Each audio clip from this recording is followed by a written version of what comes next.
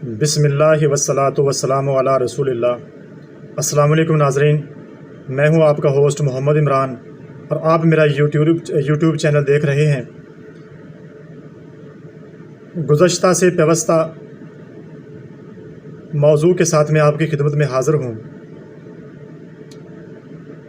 گزشتہ 2 نشستوں میں ہم نے امام حسین علیہ السلام کی عظمت، شان اور اہل بیت کا مقام، اور پھر امام حسین علیہ السلام کے سر انور کے ساتھ یزید نے جو بدتمیزیاں کی، گستاخیاں کی، وہ آپ کے سامنے رکھی تھیں۔ تو انہی ویڈیوز کو دیکھ کے کچھ سوالات جو میرے سامنے آئے، جو لوگوں نے اٹھائے، وہ یہ ہے کہ امام حسین علیہ السلام میدان کربل میں کیوں گئے، یا وہ اکیلے ہی کیوں گئے۔ یہ سوال جو تھا یہ مجھ سے 3-4 مرتبہ ہوا۔ ان ویڈیوز کو دیکھ کے، جو سابقہ میں نے ویڈیوز کی ہیں ان کو دیکھ کے چند آدمی نے یہ سوال کیا، تو میں نے سمجھا کہ یہ ان کو بھی جواب پہنچ جائے گا اور آپ کے سامنے بھی یہ چیزیں آ جائیں گی۔ تو امام حسین علیہ السلام کا کردار بڑا مثالی اور عالی شان تھا۔ علامہ ذہبی رحمۃ اللہ علیہ لکھتے ہیں کہ عبداللہ بن جعفر نے امام حسین کو خط لکھا، اس میں وہ امام حسین کو خبردار کر رہے ہیں کہ آپ میدان کربلا میں نہ جائیے، یعنی کہ کوفی جو آپ کو بار بار خط لے کر بلا رہے ہیں، دعوت دے رہے ہیں، آپ ان کی طرف مت جائیے۔ وہ منافق قسم کے لوگ ہیں، وہ آپ کو دھوکہ دیں گے، اور اللہ کا واسطہ بھی عبداللہ بن جعفر نے دیا کہ آپ نہ جائیے۔ تو امام حسین علیہ السلام نے آگے سے جواب میں لکھا، میں نے خواب میں رسول اللہ صلی اللہ علیہ وسلم کو، یعنی کہ اپنے نانا کو دیکھا ہے، اور وہ مجھے جو حکم دے رہے ہیں میں اسی کی تکمیل کو پورا کرنے کے لیے جا رہا ہوں۔ علامہ ذہبی کی یہ کتاب ہے سیر الاعلام النبلاء، اس میں یہ بات درج ہے کہ نواسہ رسول صلی اللہ علیہ وسلم کو خواب جو ہے وہ دھوکہ نہیں دے سکتی۔ وجہ کیا ہے؟ وجہ یہ ہے کہ آج کا کوئی آدمی یہ کہے کہ میں نے حضور نبی پاک صلی اللہ علیہ وسلم کو خواب میں دیکھا ہے، تو ہو سکتا ہے کہ اس کو غلط فہمی ہو، کیونکہ اس نے حضور کی زیارت ہی نہیں کی۔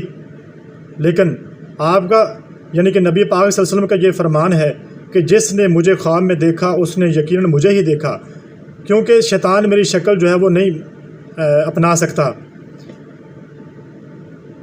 تو نبی پاک صلی اللہ علیہ وسلم کے جو نواسے ہیں امام حسین علیہ السلام، یقیناً انہوں نے حضور نبی پاک صلی اللہ علیہ وسلم کے کندھوں پہ سواری کی ہے، آپ کی چھاتی پہ سواری کی ہے، آپ کی گود میں لیٹے رہے، کھیلتے رہے، شب و روز اپنے نانا کے ساتھ رہے، تو وہ کس طرح آپ کی صورت کو بھول سکتے ہیں؟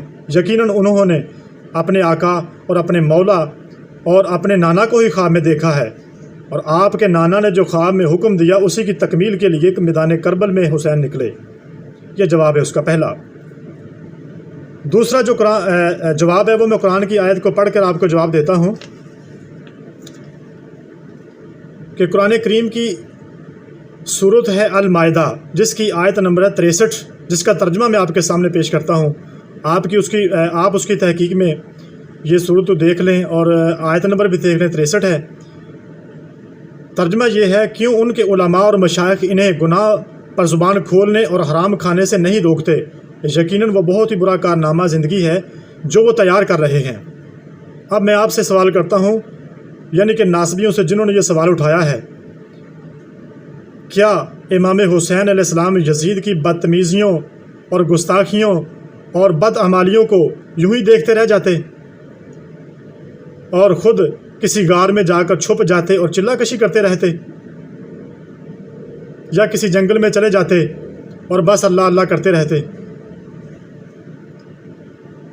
اللہ آپ کو ہدایت دے۔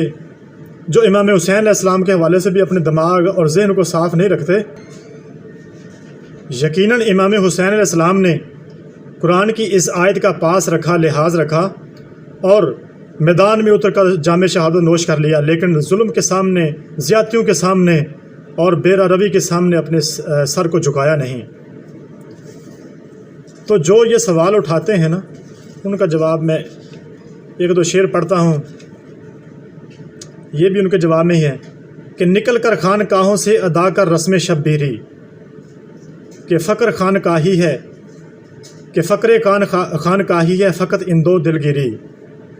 اور امام حسین کا کردار وہ یہ تھا یزید کے سامنے کہ میں کھٹکتا ہوں دل یزداں میں کانٹے کی طرح، میں کھٹکتا ہوں دل یزداں میں کانٹے کی طرح، اور تو فقط اللہ ہو اللہ ہو۔ اگر امام حسین بھی یہی کرتے کہ جنگل میں جاتے، غاروں میں جاتے، چلہ کشی کرتے، تو یزید کی بدتمیزیاں آج ہمارے سامنے نہ آتی۔ خدا را ہوش کے ناخن لیں اور اپنے کردار کو اور اپنے دل و دماغ کو صاف رکھیں۔ اپنا دل میں جو کینہ اور بغض امام حسین کے حوالے سے آپ پال رہے ہیں اور جس کو بڑھوتری دے رہے ہیں، اس کو کم کیجئے۔ اور میں یہ سمجھتا ہوں کہ جب تک آپ امام حسین اور اہل بیت کی دل میں محبت لے کر قرآن و حدیث کا مطالعہ نہیں کریں گے، آپ کو واللہ کسی چیز کی سمجھ نہیں آئے گی۔ اور یہ میں حلفاً کہہ رہا ہوں کہ نبی پاک صلی اللہ علیہ وسلم نے فرمایا ہے کہ حسین منی و انا من الحسین۔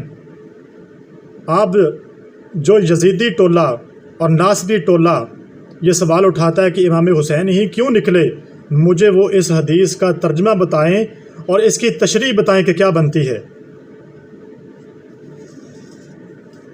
آگے وہی عبداللہ بن جعفر رحمۃ اللہ علیہ رضی اللہ تعالیٰ عنہ، ان کے دو بیٹے جن کے نام کچھ لوگ اچھی طرح جانتے ہیں، اون و محمد ہیں، اور جن کو نہیں پتہ وہ بھی سن لیں۔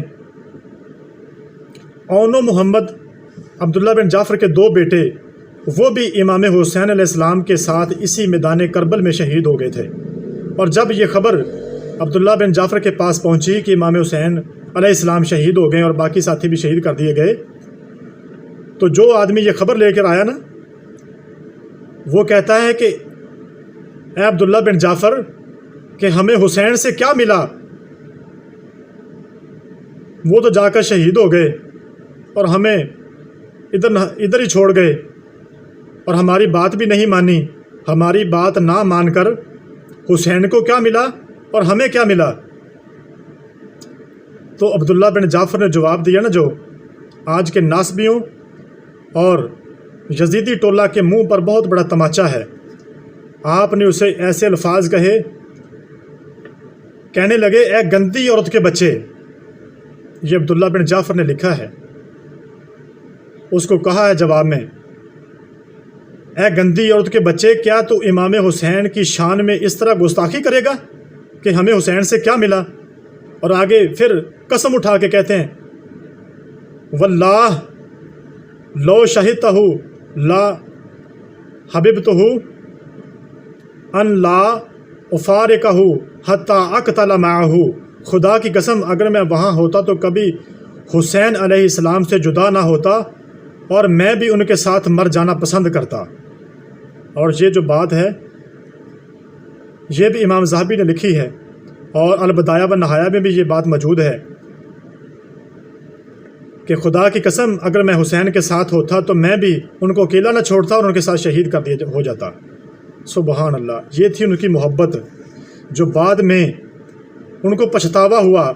جو صحابہ کرام تھے جو امام حسین کے ساتھ نہ نکلے، وہ بعد میں پچھتائے، اور پھر انہوں نے کیا کیا؟